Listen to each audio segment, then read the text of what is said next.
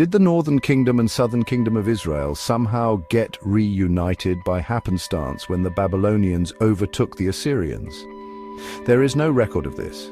The Bible provides a detailed account of who returned from Babylon. Jews taken from Judah. That's it. Even then, it was only about 10 to 15% of those who were originally taken from Judah. Apocryphal, historical, and biblical records contradict this notion.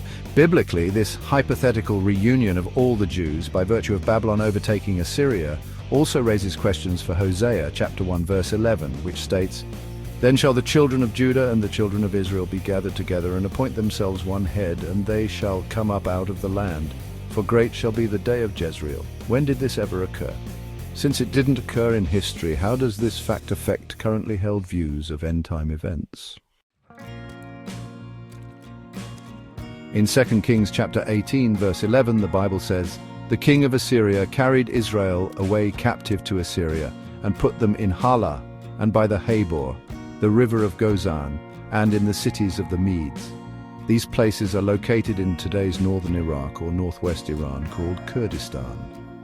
The Jewish historian of the 1st century, Josephus Flavius, wrote in his book of history, "The 10 tribes who are beyond the Euphrates till now, and are an immense multitude, whose numbers cannot be estimated." So we have Josephus writing in the 1st century that the 10 tribes of Israel lived as an immense multitude beyond the Euphrates River.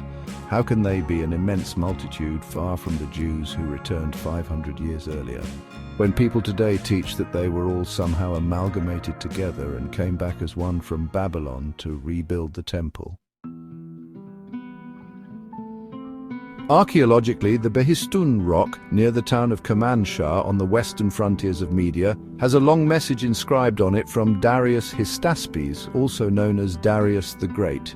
This inscription, estimated to have been cut around 516 years before Christ, records the message in 3 languages: Persian, Susian, Median, and Babylonian. The importance of the Behistun rock is that it connects the people known in Persian and Median as Saka or Sakai, also called Scythians, to the house of Isaac.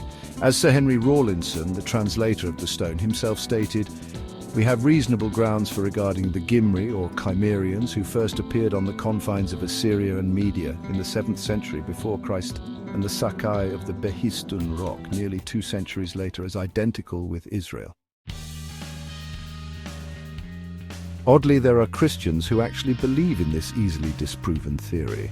They can only believe it because they have failed to study the separate promises given to the tribes. In fact, if this accidental reunification were to have occurred, then it would preclude any chance of some of God's prophecies from being fulfilled, because it specifically talks about a time and place where the unification will intentionally occur by their own volition.